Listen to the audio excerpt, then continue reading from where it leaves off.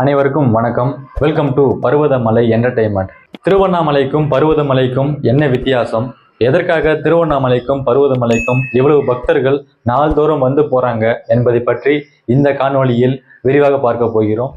இந்த வீடியோ நிச்சயமா சுவாரஸ்யமா இருக்கும். அதனால ஒரு லைக்கை பண்ணிட்டு வீடியோவை ஸ்கிப் பண்ணாம முழுமையா பாருங்க.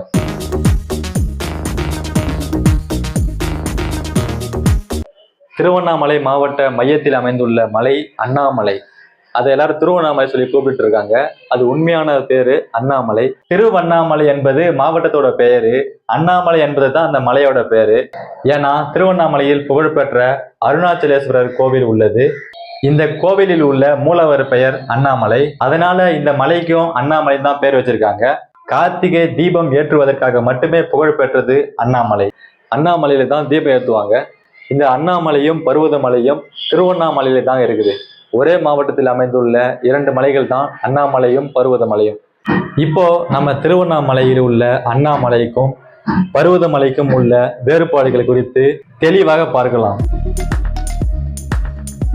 அண்ணாமலையின் உயரம் 2688 அடி உயரமுடையது. அதுவே நமது பருவதமலையின் உயரம் 4560 அடி உயரமுடையது. இந்த இரண்டு மலையை ஒப்பிட்டு பார்க்கும்போது அண்ணாமலையை விட பருவதமலை 2 மடங்கு மிகப்பெரிய மலையாக இருக்கிறது.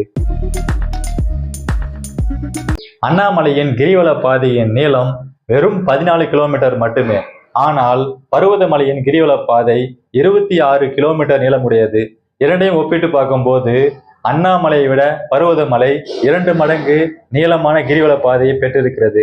அதனால தான் திருவண்ணாமலை கிரிவல பாதையை எளிதாக மக்கள் சுற்றி வந்துடுறாங்க. ஆனா பருவதமலை கிரிவல பாதையை சுத்தி வர முடியாது. அதனால தான் நிறைய பேர் வாகனங்கள்ல சுத்தி வருவாங்க.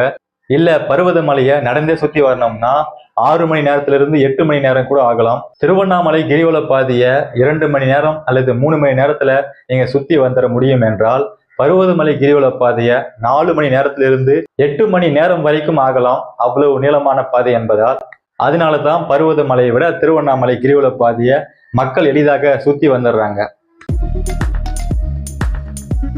சுமார் 2688 அடி உயரமுடைய இந்த அண்ணாமலைக்கு மேல் எந்த ஒரு கோவிலும் கிடையாது. ஆனால் பருவதமலையில் உச்சியில் தான் கோவில் அமைந்துள்ளது. திருவண்ணாமலையில் அண்ணாமலைக்கு கீழே தான் திருவண்ணாமலையின் அருணாச்சலேஸ்வரர் கோவில் உள்ளது. மலைக்கு மேல் உள்ள கோவில் பருவதமலை, மலைக்கு கீழ் உள்ள கோவில் அண்ணாமலை. திருவண்ணாமலையில் உள்ள தெய்வங்கள் அண்ணாமலை, உண்ணாமுலை அம்மன். அதுவே பருவதமலைக்கு மேல் உள்ள தெய்வங்கள் மல்லிகார்ஜுனர், பிரம்மராம்பிகை அம்மாள். திருவண்ணாமலையில் அரிய மூலிகை மரங்கள், மூலிகை தாவரங்கள் இருக்கிறது. அதுவே பருவதமலையிலும் பல மூலிகை தாவரங்கள், பல்வேறு விதமான மருத்துவ குணமுள்ள மரங்கள், செடி கொடிகள் அனைத்தும் காணப்படுகிறது. அண்ணாமலையில் பல்வேறு சித்தர்கள் வாழ்ந்து முக்தி அடைந்த வரலாறுகள் கூறுகின்றன.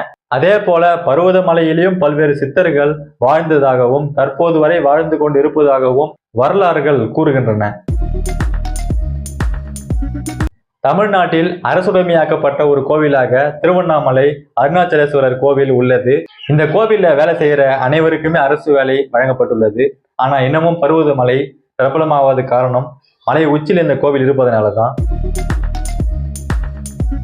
ராமாயணம் கதையில் கூறியுள்ளது போல அனுமான் சஞ்சீவி மலையை தூக்கி செல்லும் போது அவரது முதல் காலடி பருவதமலையில் வைத்ததாகவும் அதன் பிறகு அண்ணாமலையில் காலடி வைத்ததாகவும் வரலாறுகள் கூறுகிறது.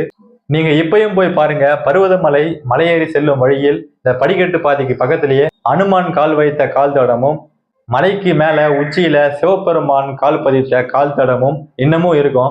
பருவதமலையில் உள்ளது போலவே அனுமான் கால் தடம் அண்ணாமலையிலும் இருக்கிறது. போய் பாருங்க. 2688 அடி உயரமுடைய அண்ணாமலையை ஏறுவது மிக எளிது. ஆனால் பருவதமலையை ஏறுவது மிக மிக கடினம். ஏன்னா பருவதமலை ஏறுவதற்கு ஒரே ஒரு பாதையில ஏறி போயிட முடியாது.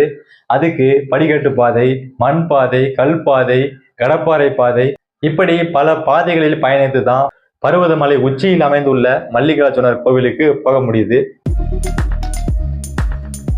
உங்களுக்கெல்லாம் தெரியுமா என்னன்னு தெரியல, மார்கழி 1ஆம் தேதி வருடம் நமது பருவதமலையை கிரிவலமாக சுற்றி வருவதற்கு ஆயிரக்கணக்கான பக்தர்கள் நம்ம மலைக்கு வந்து போயிட்டு இருக்காங்க.